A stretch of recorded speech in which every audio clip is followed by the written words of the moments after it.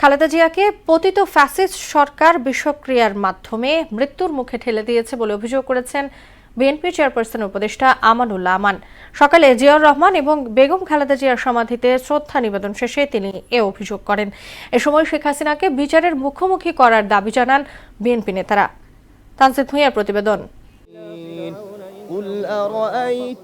শহীদ president Ziaur Rahman ও বেগম খালেদা জিয়ার সমাধিতে জিয়ারত করতে আসেন নাতনি জাইমা রহমান। এ সময় সঙ্গে ছিলেন পুত্রবধূ শামেলা রহমান, বোন সেলিনা ইসলাম সহ পরিবারের সদস্যরা। চোখের জলে দোয়ায় মগ্ন ছিলেন জাইমা সহ স্বজনরা। দোয়া ও মুনাজাত করে শিশু থেকে শুরু করে সব বয়সী মানুষ। আগামীতে বেগম জিয়ার স্বপ্ন বাস্তবায়নের মাধ্যমে সমৃদ্ধ ও ন্যায়পরায়ণ দেশ গড়ার প্রত্যাশা সবার। আপসের নেত্রী ছিলেন তিনি, দেশ নেত্রী ছিলেন, 3 বারের সাবেক প্রধানমন্ত্রী এবং আজীবন গণতন্ত্র প্রতিষ্ঠার জন্য তিনি লড়েছেন। জাতীয় ঐক্যর যে ডাক উনি দিয়ে গেছেন জনতার নেতা জনাব তারেক রহমানের নেতৃত্বে, আমরা সেটাকে বাস্তবায়ন করব। ওনার এই অভাবটা সমগ্র বাংলাদেশ প্রজন্ম থেকে প্রজন্মান্তরে সবসময় কিন্তু উপলব্ধি করবে। গণতন্ত্র প্রতিষ্ঠায় আপোষহীনতা, দৃঢ় মনোভাব খালেদা জিয়াকে অনন্য উচ্চতায় নিয়ে গেছে বলে মন্তব্য করেন নেতাকর্মীরা।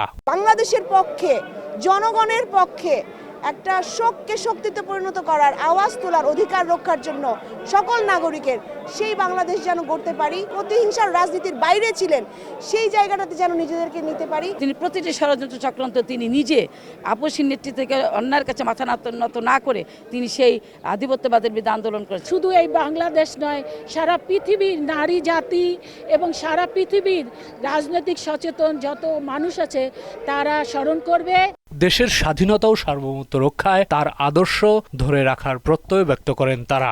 আমরা মৃত্যুর আগ পর্যন্ত বেগম খালেদা জিয়ার সেই নির্দেশ, সেই আদর্শ, এই দেশপ্রেমকে আমরা ধারণ করে জীবনের সেই দিন পর্যন্ত এটা কার্যকর করার জন্য আমরা চেষ্টা চালিয়ে যাব। একটি আধুনিক, সমৃদ্ধশালী, অর্থনৈতিক সমৃদ্ধশালী বাংলাদেশ যদি আমরা গড়ে তুলতে পারি, গণতান্ত্রিক বাংলাদেশ যদি আমরা গড়ে তুলতে পারি, তাহলে এটাই হবে বেগম খালেদা জিয়ার প্রতি আমাদের সর্বোচ্চ সম্মান। পরে সর্বদলীয় ছাত্র ঐক্যের পক্ষ থেকে সমাধিতে শ্রদ্ধা নিবেদন করা হয়। এ সময় স্লো পয়জনিং এর মাধ্যমে খালেদা জিয়াকে ফ্যাসিস্ট সরকার মৃত্যুর মুখে ঠেলে দিয়েছে বলে অভিযোগ করেন চেয়ারপারসনের উপদেষ্টা আমানুল্লাহ আমান। বিএনপি চিকিৎসক হত্যা করেছে এই জন্যে তাকে স্লো পয়জনের মধ্য দিয়ে বিগত যে ফ্যাসিস্ট প্রধানমন্ত্রী তিনি তাকে মৃত্যুর পথে ঠেলে দিয়েছেন। এর দায় শেখ হাসিনা কোনোভাবেই এড়াতে পারবেন না, তাকে বিচারের সম্মুখীন হতে হবে। এদিকে নয়াপল্টনে বিএনপির কেন্দ্রীয় কার্যালয় এবং